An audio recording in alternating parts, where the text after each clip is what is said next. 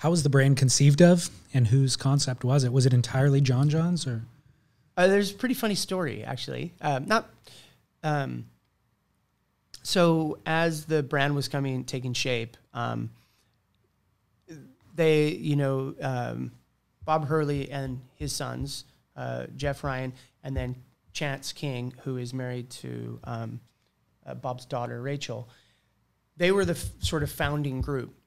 They started this sort of company, Can Dewey, which is now Simple and Florence.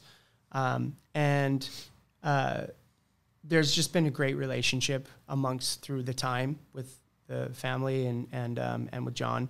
And, when the Hurley thing ended, the boys left to go do, they saw the writing on the wall. They're like, hey, let's go do something different. And they've had some really interesting just ideas, and super smart guys. But as John started to engage, it was like, okay, John, we're going to put you to work. And he's like, okay, you're going to write the mission statement. And so John spit it out in like 2 seconds. And, it's about exploring and doing it responsibly, and making products that, you believe in. And it was like this beautiful thing that he wrote in 2 seconds. And every time someone asked me, they're like, how long did that take? And I'm like, well, John's always talked about that.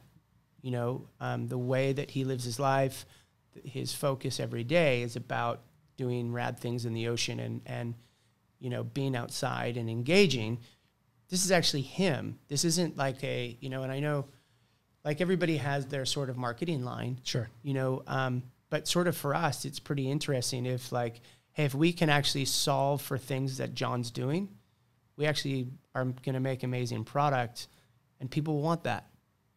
And so that's kind of how it started to come around, and, reflecting. And I think the thing that I'm always sort of careful about, I don't want to throw any like shade at any of the brands or any of those things, because they've done a fantastic job. They run great businesses. There's no sort of negativity there. But as we think about what we want to do, it isn't like we're running away from that. We just see a huge opportunity to actually really address those issues, and not just sort of the 20 SKUs that are supposed to be on the wall.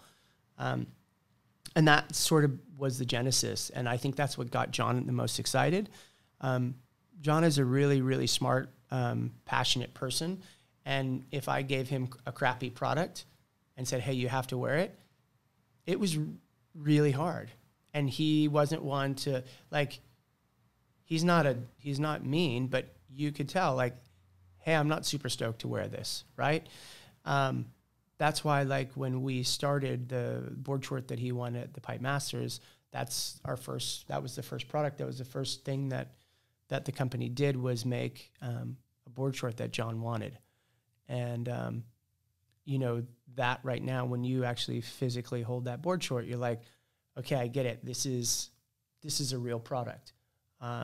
And it's something that again, when I've gone around and I hand people, it's like, it's funny. John said to us, he says, hey, what's your dream board short? He's like, I don't want a stretchy board short. And we're like, crap. Yeah.